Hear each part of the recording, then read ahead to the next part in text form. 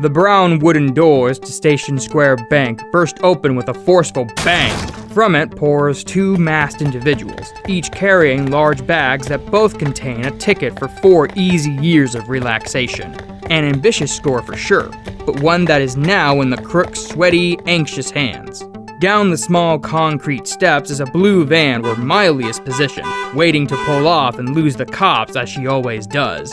Dan, the robber right of his partner Willie, understandably was hesitant to pull off such a risky job. Ever since the abrupt, yet impactful founding of Gun, this once tranquil city has never stopped looking like a military base. Unfortunately, for people like he and his partner, the unstoppable military force doesn't have any badniks to fight. No, instead all of their efforts now go into policing the people they took an oath to protect. Now you can't do so much as litter without a nearby gun agent handing you a fee. But this is going to be different. 4 weeks of reconnaissance has done the small-time group of thugs much good. Drone paths, shifts, alarms, building layout, they knew it all. And stopping the bank tellers from hitting the silent alarm has bought them even more time. Once the gun hunters are deployed, it'd already be too late. Thanks to Miley's seamless driving, they'll be long gone with their bags of riches before Gun even has a chance to react accordingly. In just a few easy steps, they'll be home free alright. In a gust of wind, Dan is no longer holding his bag of money, and neither is his partner, Willie. No, the both of them aren't holding anything anymore. Instead, something is holding them together. A silver pair of handcuffs. The uncomfortably tight restraints are cuffed to Dan's right arm and Willie's left. Not only that, but Willie's ankle is tied to a nearby bike rack with what looks to be a green jump rope. A wave of confusion strikes Dan like a devastating punch to the gut. What is happening? Everything was going as planned, but in a single rush of air, they are doomed. Then, with a single head turn, Dan's questions are answered immediately. Miley wasn't exempt from captivity either. Her hands are tied behind her back by something Dan can't see at the moment. But that's not his concern. No. What has his full attention is the sloppily written message on Miley's van, undoubtedly written with a Sharpie. His jaw drops at first, but he reads the writing carefully. It reads, "Crime never pays, bozos. Sincerely, yours truly." The robber's eyes process the message over and over in his mind until uncontrollable anger begins brewing within him. Evidently, the Hedgehog is back in town, the alleged war hero. Dan sometimes wishes the Metal Wars would have ended differently. Sometimes he prefers the dystopian nightmare Eggman fought tooth and nail for if it meant that Blue Menace's life. Besides, dirty creatures like him don't deserve to live someplace civilized. As Dan goes on his mental rant, the sounds of sirens grows louder. Curse that hedgehog! Each of the pedestrians standing in Stardust Avenue at 11:59 a.m. on the busy Thursday morning all felt it. Those who blinked only felt the sudden, powerful breeze. Those who didn't could just vaguely make out the blue trail of light before it faded away, and they were left with double the confusion. After all, it's uncommon to see the blue speedster here of all places. But unknown to them, this is a product of the most serious of circumstances. Sonic the Hedgehog takes in the new sights as he blasts across the dull city. At least, he takes in what he can see while currently running at the speed of sound. The 3-foot-tall blue hedgehog's spiky quills on the back of his head fly around wildly as they're blasted by the wind. His white-gloved hands extend back as he runs, keeping his body on track. In a fraction of a second, the teenager pulls out a gold ring from the brown pouch slouched over his left shoulder, and he leaves it on a nearby hot dog stand before snatching a hanging wiener. The man at the hot dog stand looks at the ring with confusion after it seemingly materialized out of nowhere. Now running on the front wall of the plaza, Sonic downs the pork in one bite, which leaves him momentarily satisfied. With all the excitement this morning, he nearly forgot to get a bite to eat. Not just that, but he'll have to stop by and see what his best bud is up to after this unsuspecting meeting. Sonic hops off the plaza and starts jumping across neighboring rooftops as he continues to think about what Tails might be up to. How he's managed to live in this world for so long is beyond me. An unpopular opinion the stubborn hedgehog has had since he first took step in Station Square 10 years back. Just being able to tour the luxurious city has always been seen as a huge honor throughout the entirety of Mobius, let alone becoming a citizen. Though, those who weren't human didn't have so much as a prayer of that happening. At least, that was the case before the Metal War, the rare time where Mobians and humans banded together to defeat a common threat. Even with the two species now somewhat integrated, it's still rare to see a Mobian in Station Square. And it's especially rare to see a human step foot in the outskirts. Well, with the exception of one.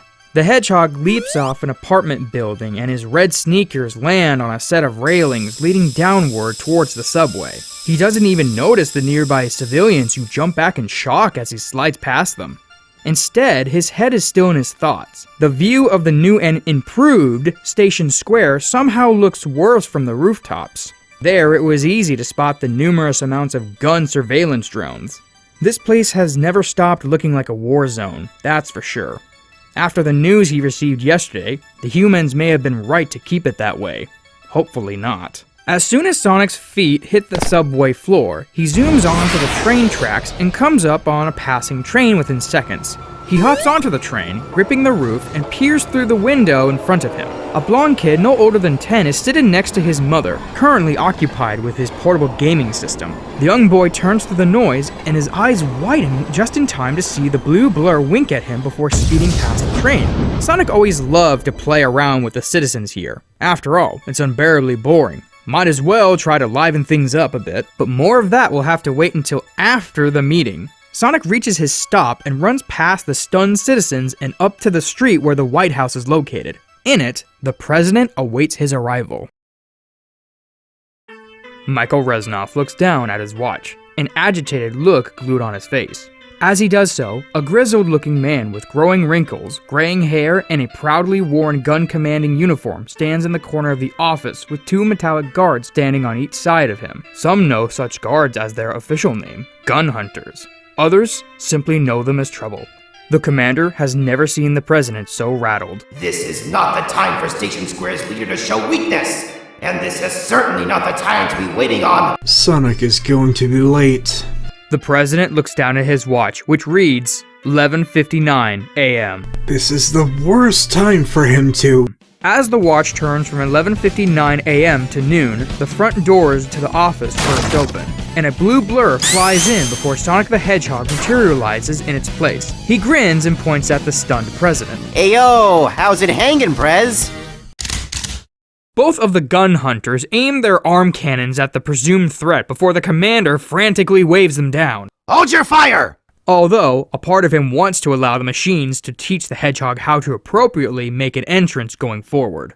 Yeesh, I see some of us are a little antsy today. If they were, I wouldn't blame them. I trust you got my message. I did, but I really don't get why you had to run all the way over here. Don't get me wrong, I love the exercise, but couldn't we have done this over the phone?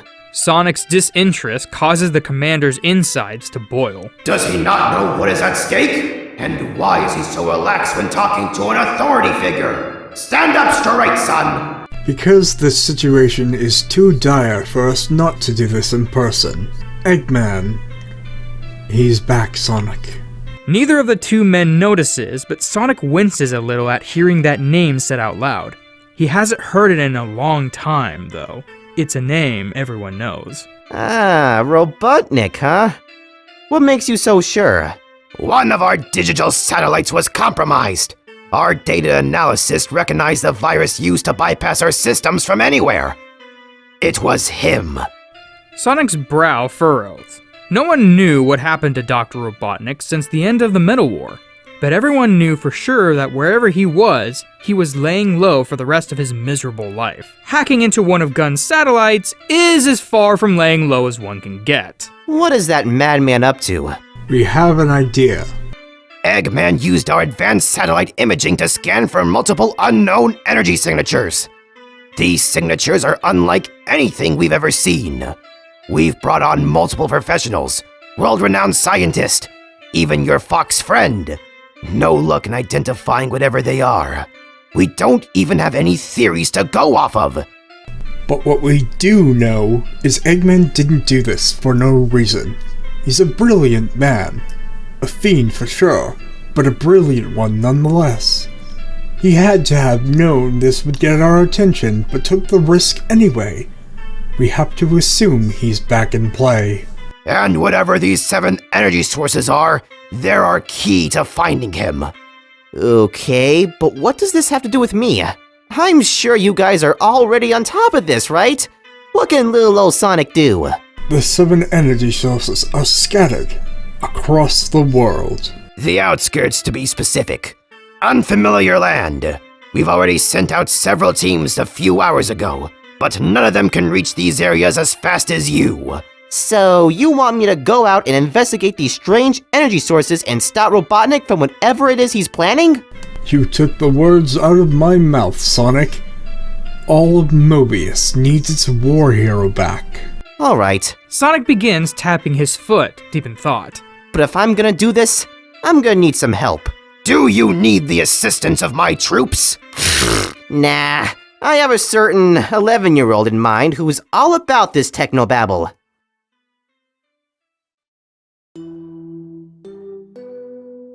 Ugh, this is disgusting. The 3-foot-tall bat with white fur, carefully placed blue eyeshadow, and dark violet wings winced in agony as the muck from the dirty vent she's crawling through partially ruins her favorite hot pink spy uniform. She could have just taken the front door as instructed by her potential employer. But then again, that's not really her style. The young adult can't describe it, but whenever she gets a bad feeling about something, she always follows her tuition. It's what kept her alive after all. This anonymous contact instructing her to meet her at the ruins of Pumpkin Hill presented a red flag already. What she didn't expect was to stumble across a massive base of operations.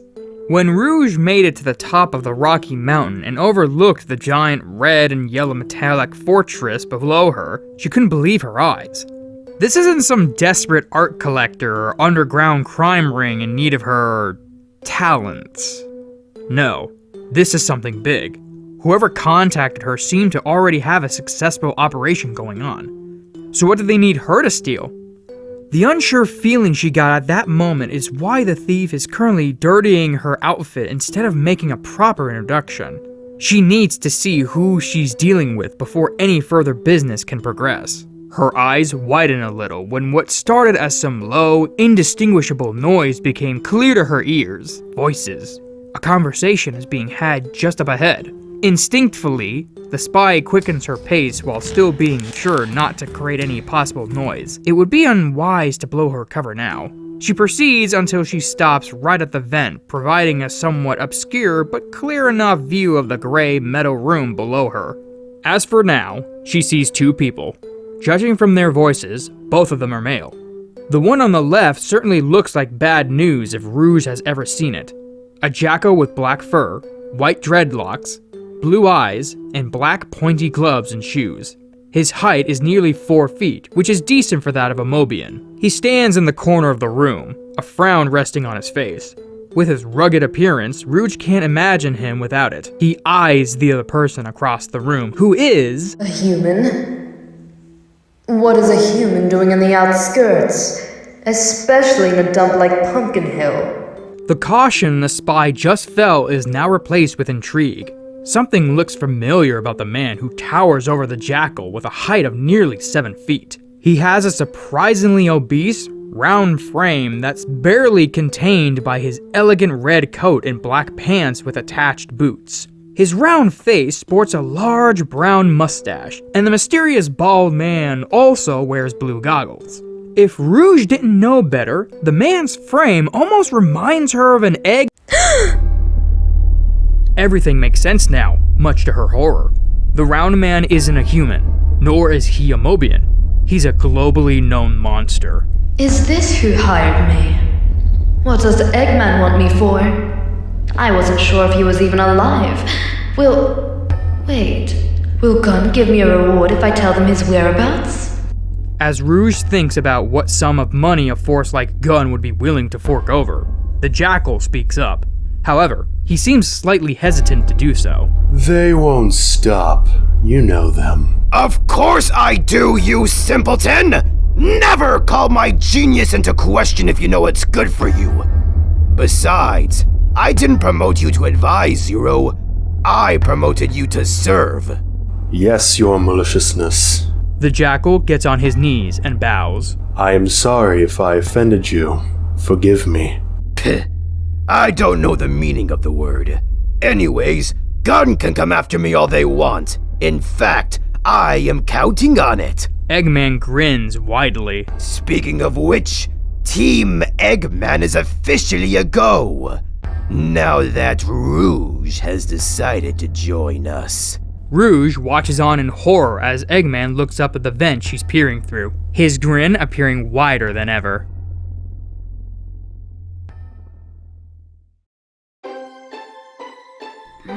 Come on. Miles' Tails Prower twists a black wire belonging to a massive supercomputer with a small toothpick in his right hand. The toothpick in question is a souvenir from his trip to the Bucket-O Sushi, a new Chinese restaurant that just opened up a few blocks away. While the actual quality of the food left a lot to be desired, the young boy has been looking for a way to put his 300 IQ to the test.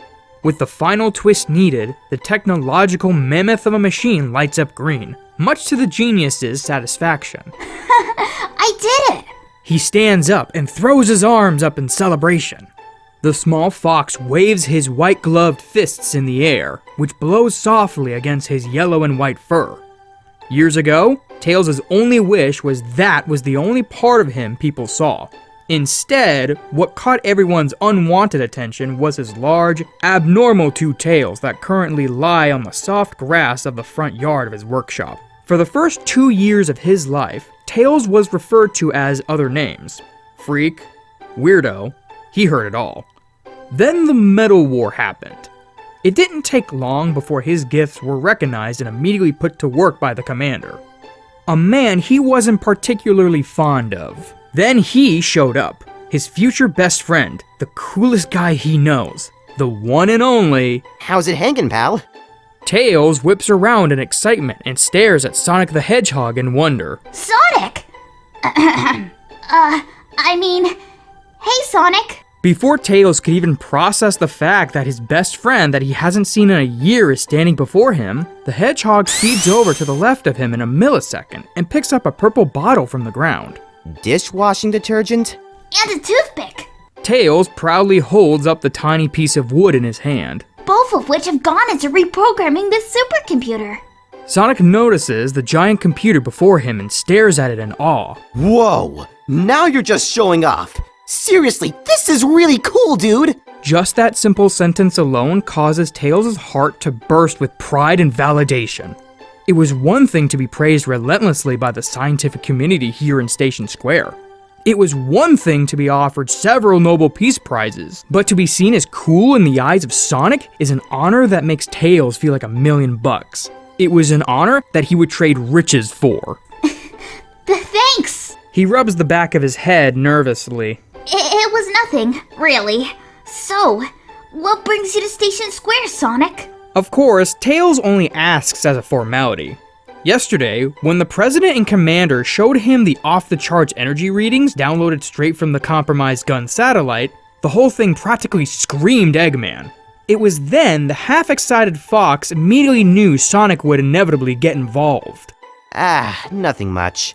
Just a genocidal maniac hell-bent on ruling all of Mobius. So you heard, huh? Scary, isn't it? Are you kidding? I'm glad that Robotnik decided to show his face again. Whatever he's planning, we're going to stop it and kick that disturbingly round butt of his. Hopefully GUN manages to lock up that creep for good this time. I'm sorry, did you say we? Well, of course. I have no clue where these energy signatures are, nor what they are for that matter. And who knows what Robotnik might be planning. I need your eyes and ears, pal. Will you help me? Tails' eyes start glistening, on the verge of tears. He raises his hands and balls them into fists. I won't let you down, Sonic. Sonic ruffles his friend's hair. Don't go getting serious on me, little buddy. Might ruin the vibe of this sweet road trip. That last word catches Tails' ear. He excitedly hurries over to his supercomputer and grabs the garage remote off his desk. Who said anything about a road trip? He presses down on the remote. The garage door starts sliding open in front of the pair. It finally finishes opening, fully revealing its contents. Inside the small, dark room lies a small plane. It has a slick red paint job with the exception of its shiny silver wings and turbine. Truth be told, the plane was just a side project of the two-tailed genius. Something to keep his hands busy and his brain active. But with the way Sonic is looking at it, Tails feels like he just solved world hunger. I call it the tornado. Well, what do you think? The blue blur turns to Tails with a big smile. What do I think? I think we need to get this baby in the air.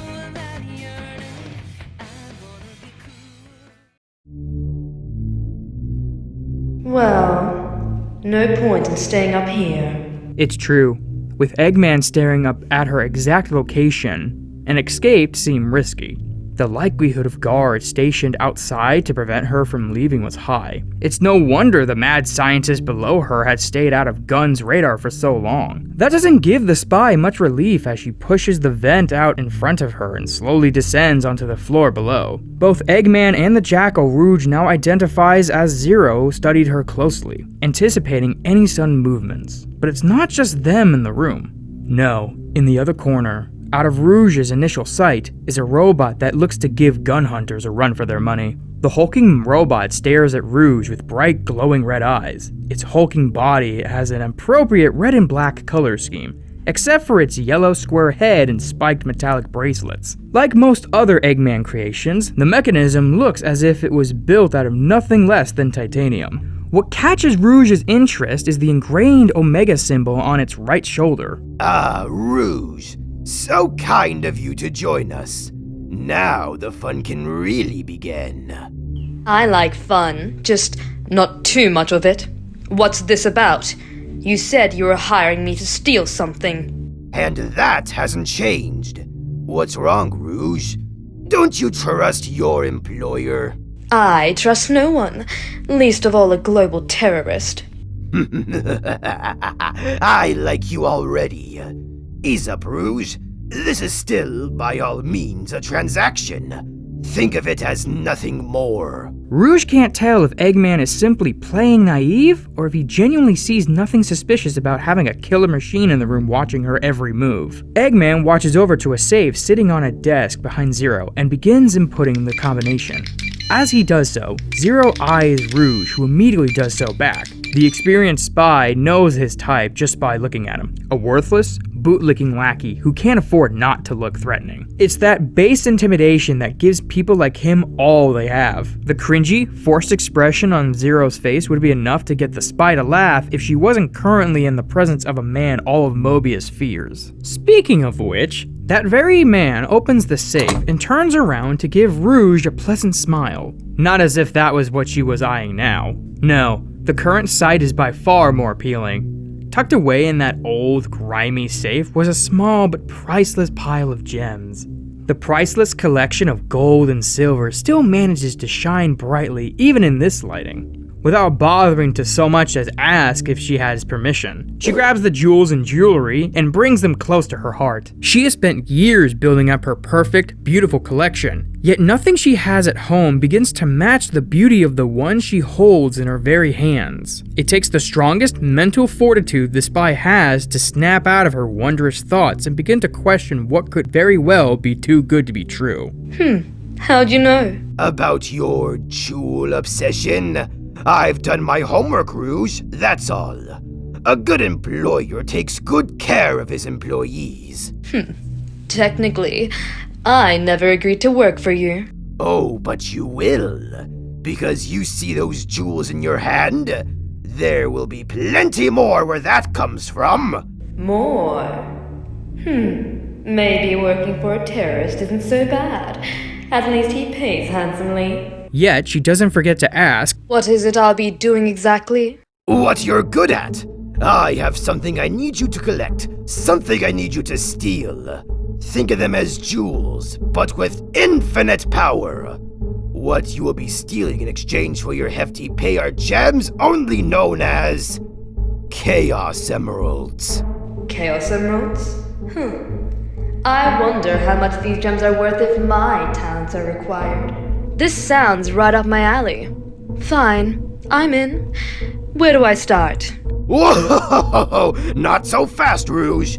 You still need a proper introduction to your teammates. Rouge's eyes lit up in surprise. Never in her career has she ever not worked solo. How priceless are these gems? First, say hi to my newest creation and your newest partner, E123 Omega. He can't mean... Rouge's fears are confirmed once Robotnik points to the hulking robot in the corner of the room who waves its hand. Greetings, partner.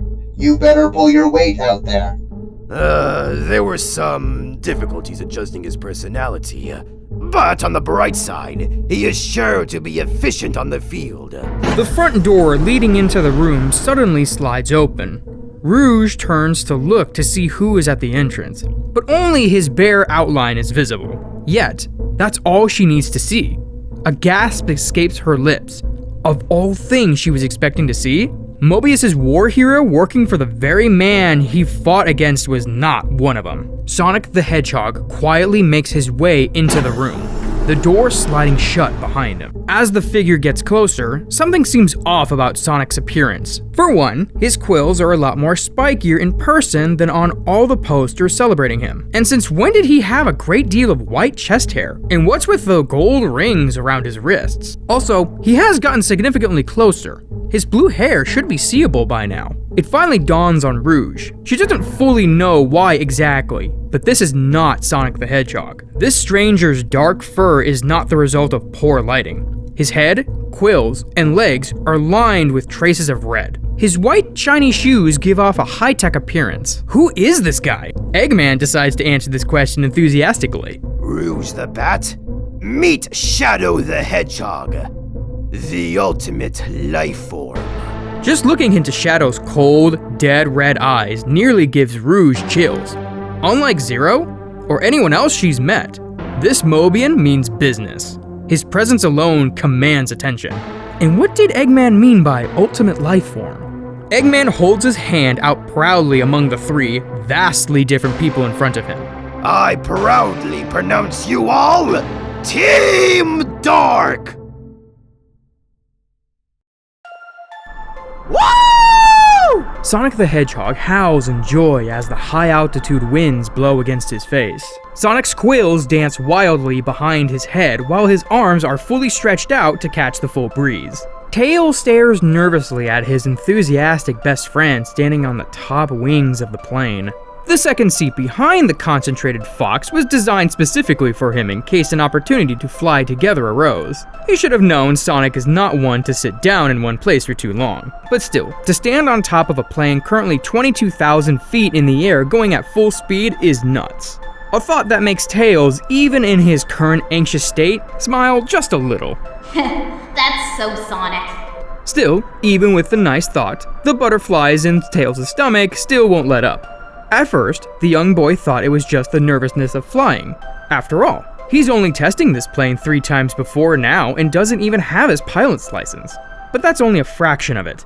Tails has finally realized what exactly he's doing, a realization that was prolonged due to the excitement of seeing Sonic again. If this is serious, he was assisting Sonic in possibly saving the world. While nothing new considering how the Metal War went, this is different.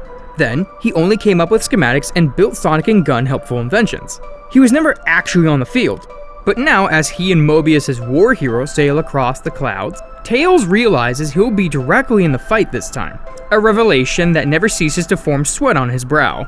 Sure, Sonic will be there to keep him safe, but the thought of even being near the battle is one the genius doesn't really want to think about too much. So, do you know where we're heading next? Yeah. Gun gave me a map of Mobius that has the location of all the energy readings. We're currently heading for the old chemical plants. He remembers the chemical plant all too well. During the Middle War, the plant was used to harness and even create certain chemical mixtures that can go into making what could possibly be considered doomsday weapons. He only visited it once while the war raged on. It was like a second home to Gunn. After the war though, the old plant was quickly abandoned, partly due to slight radiation levels after some goofball messed up and combined the wrong chemicals in an in-house laboratory, causing a deadly explosion. Oddly enough, the radiation there only affects humans. Good for us, I suppose.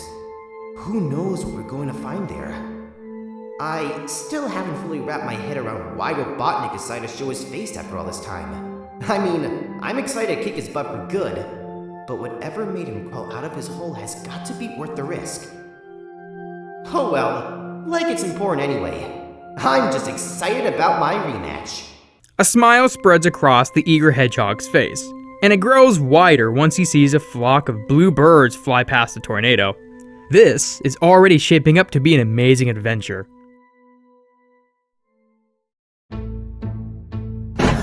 Now leaving the nearly pitch-black room, the diverse group consisting of Rouge, Shadow, E123 Omega, Zero, and Dr. Eggman walk along a tight hall. Behind the black hedgehog in front of her, Rouge eyes him with uncertain interest. Not only is his uncanny appearance to Sonic the Hedgehog of great interest to the curious spy, but so is his ice-cold demeanor and mood.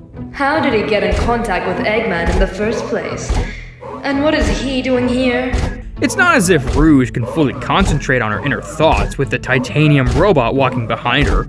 All of this is certainly not what she envisioned when she decided to take on this mysterious job. Oh well, if the excited bat has to call the bulky death machine next to her a partner to get her hands on more jewels, then so be it. The one she was just gifted just for showing up jingled satisfyingly in her brown bag. Let's get down to business, shall we? Now that you have been assembled at last, Team Dark, it is time I briefed you on your first mission. Let's hear it, Doctor. Rouge is surprised to hear the black hedgehog speak. Right now, we are approaching the old chemical plant. Rouge's eyes lit up with surprise. Approaching? What is he talking about? We're in Pumpkin Hill. The old chemical plant is miles away from here. It is there where the first Chaos Emerald is located. Gunn has likely already detected my invasion of their satellites, and has agents investigating as many energy readings as they can reach. The fools think they can intercept me. Eggman stops walking and thrusts a clenched fist into the air.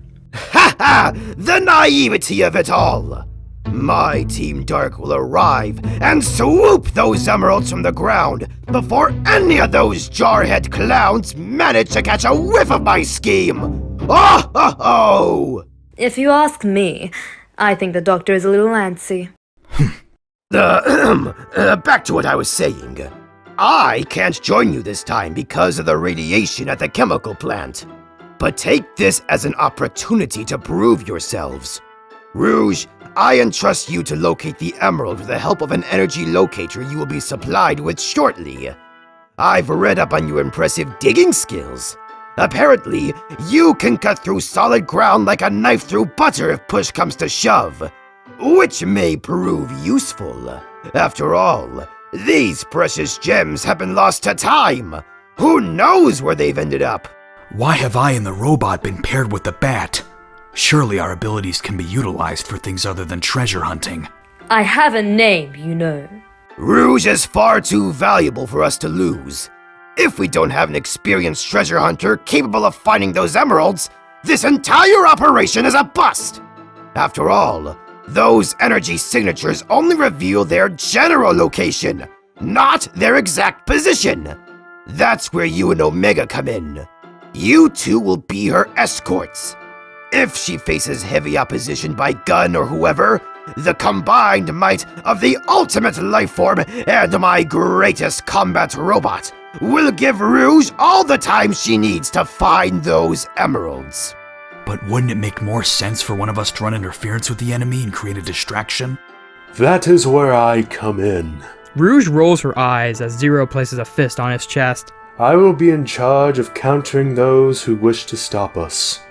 All of those the Doctor deems a problem will be crushed before me, like an ant underfoot.